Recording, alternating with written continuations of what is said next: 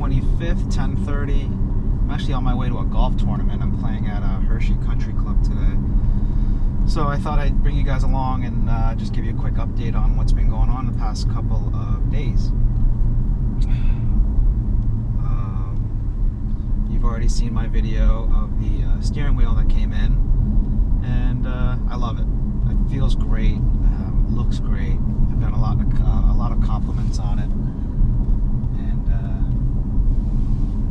I'm really happy with it. I still haven't programmed the drive select button to appear in the center console, but I'll get to that as soon as I get a chance. But no, the main reason for this video is I wanted to give you guys an update on the APR tune. I ran into a little bit of a debacle, and it was something that I didn't really think about, I guess, at all, really. And I'll explain why I didn't really think about it. But basically, my inspection was running out end of this month, and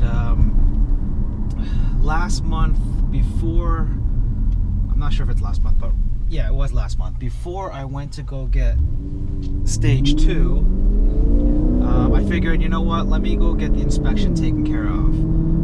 That way I won't run into any problems as far as emissions or anything like that. So I don't know if I explained, but I had this little dongle that I use, and this kind of saved my butt. As I explained in my last vlog, or a few vlogs back, where the vehicle went into limp mode, and without this I would have needed a tow truck.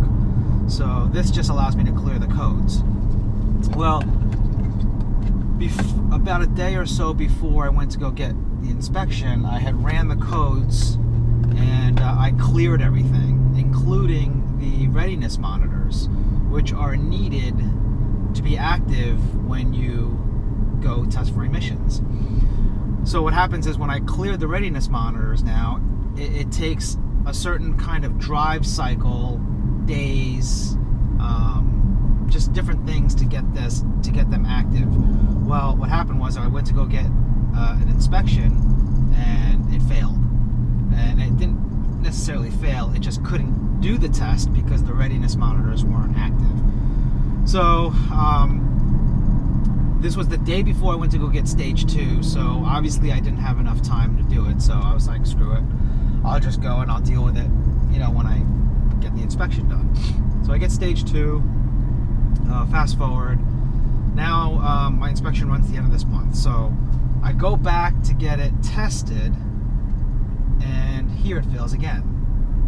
Reason being is the O2 sensor monitor and the O2 and the heat sensor O2 or something like that was also not ready. So 2 of the monitors needed were not active, so I couldn't proceed with the test. So then I got into a little bit of a panic. I wasn't sure what I was going to do.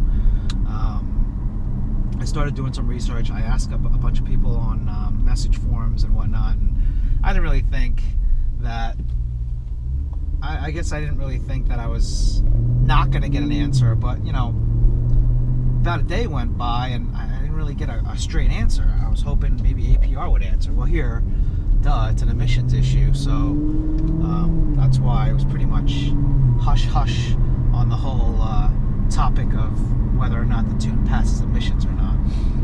But a fellow forum member private messaged me and said, and told me that that's why I wasn't getting any responses, was that you know, it essentially wasn't legal.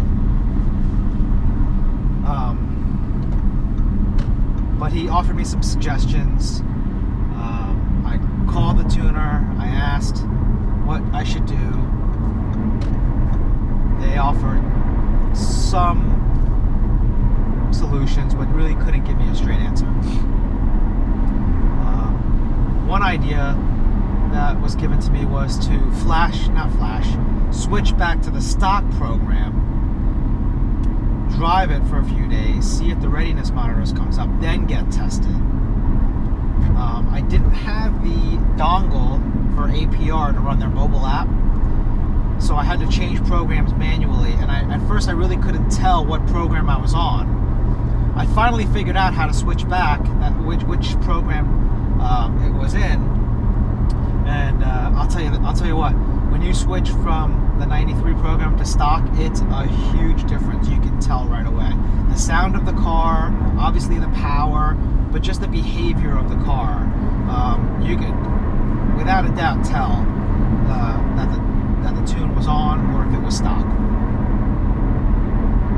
So anyway, so I flashed back to, sorry, I keep using that term. I switched back to the stock program, put this little thing back on, cleared the codes. There were none, but just to clear it anyway. And much to my surprise, the O2 heat sensor monitor was ready. The only monitor that wasn't ready was the O2 sensor itself. So I called a buddy of mine. I said, hey, can we do this inspection now? Do you think it'll work? He said, yeah, as long as, I think you should be okay, as long as that heat sensor monitor works. So I quick go to the inspection station, and the inspection station happens to be my work. I work for a Toyota, and my one buddy who's a service tech stayed with me after hours and did the inspection. And sure enough, it passes. Boom, no problem. So I got the emissions done, switched back to the 93 program, and I'm good to go. Inspection's good till next year, and crisis averted, I guess. But yeah, so I didn't really think that the emissions was going to be an issue. So hopefully I don't run into any more problems later on, which I don't think I will. It was once we got that readiness monitor active, it was no problem. Passed with flying colors.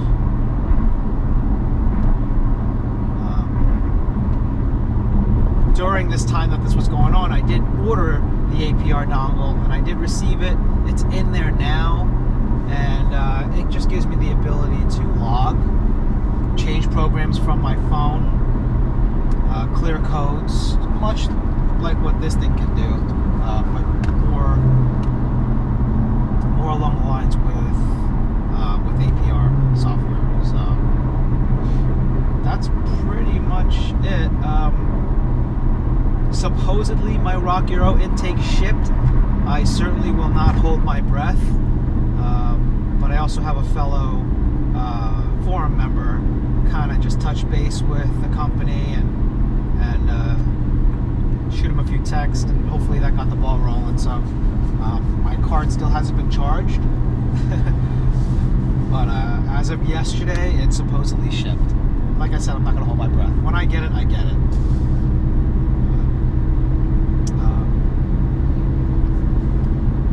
Trying to think what else is new. Nothing really. The only thing that's going to be happening in the next week or so is I'm taking the car back to Oaks Detail, which is the place where I got my wrap done. There are a few trouble spots that I'm concerned about, and he told me to take it down so he can take a look at it and possibly take care of them. Also, when I had the wrap done, they put the C-Quartz finest coating on the car, and I had reached out to the owner of Oaks Detail and told him that I was asking him if I could wax the car even with the coating, and he said I really shouldn't have to, and that it lasts, I don't know, a couple of years or whatnot. But I kept getting hard water spots that I couldn't get out. So that's when he suggested that I bring it down, and he'll take a look at it, and if need be, he'll do, he'll reapply it, or I'm not really sure what the procedure is, but it's about an hour from me, and I just need to arrange someone to come with me so I can drop off the vehicle and have him take care of it, and then I can come back and pick it up. But other than that, that's pretty much it. I'm anxious to get the Rock Euro intake, put that on, and hopefully hit the track.